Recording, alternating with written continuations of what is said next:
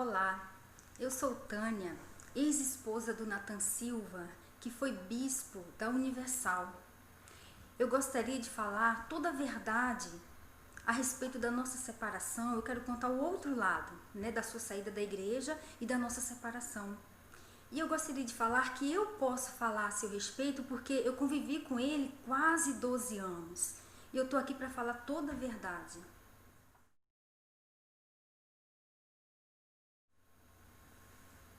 Quando ele diz casamento arranjado, isso é uma grande mentira, porque quando nos conhecemos, ele me procurou e falou que já me observava há 5 meses. Daí então começamos a conversar, Daí namoramos, noivamos, casamos. Isso durou mais de um ano.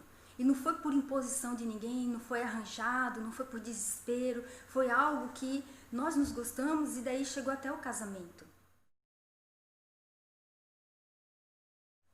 Quando ele diz que no nosso casamento havia muita confusão, isso é uma grande mentira, porque eu me esmerava para agradá-lo. Pelo fato dele ser muito perfeccionista, então eu me esmerava muito, porque sempre ele foi uma pessoa assim muito egoísta, Sempre era ele, tudo para ele. Ele queria que eu vivesse em função dele. E isso eu me sacrificava para agradá-lo, porque eu queria que ele subisse no altar com consciência tranquila, que o nosso casamento não tivesse mácula. Por isso eu acabava me doando muito de mim, Sempre procurava fazer o melhor para ele, cuidar das coisas dele, e fazer de tudo para não ter confusão. E ele falou que havia muita confusão. Então isso não é verdade.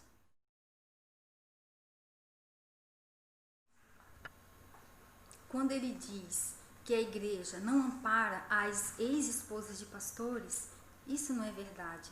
Porque a igreja, quando ele me abandonou, a igreja me amparou. Teve todo o cuidado comigo.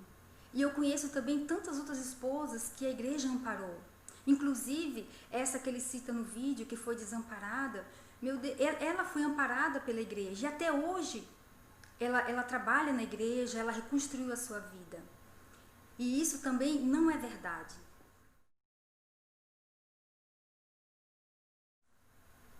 Eu percebi, quando ele estava se desviando da fé, foi quando ele chegava em casa e falava mal da direção, e eu não aceitava aquilo, e ele não gostava, ele ficava muito revoltado, porque ele queria que eu concordasse com ele, e eu não aceitava, porque eu não poderia colocar em jogo a minha salvação.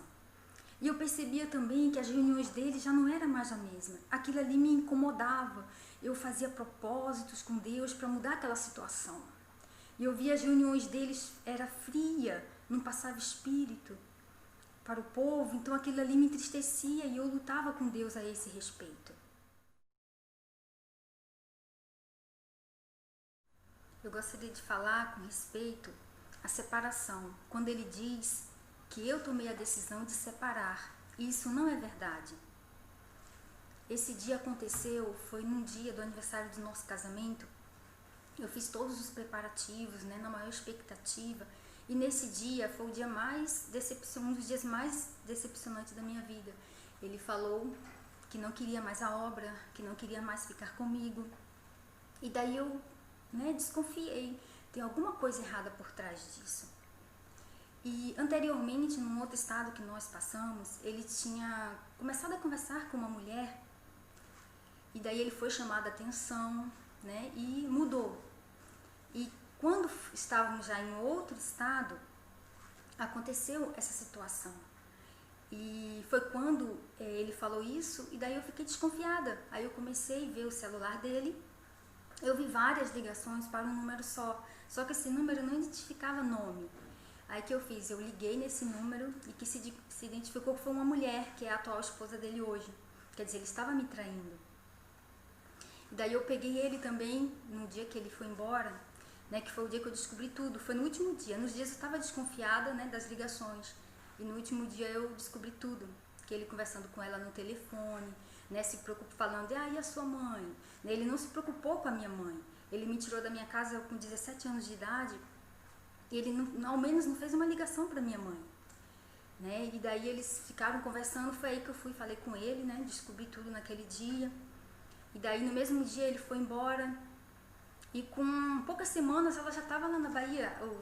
Amigos próximos a mim, né, falaram que ela já estava lá na Bahia. Depois de uma semana já estavam morando na mesma casa.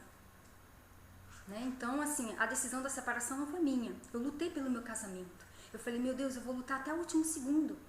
Né? Até quando eu pude, eu lutei pelo meu casamento. Então, isso também não é verdade.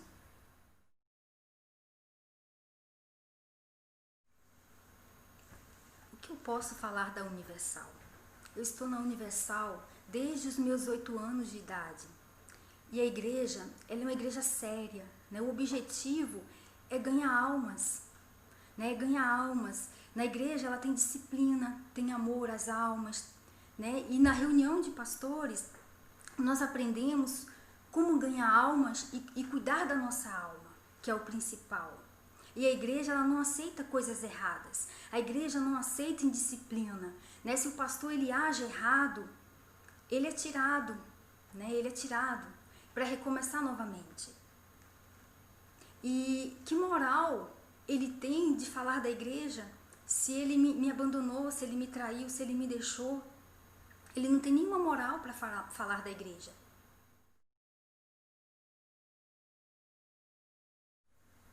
É muito triste ver um homem que semeava a fé e hoje ele semeia a dúvida.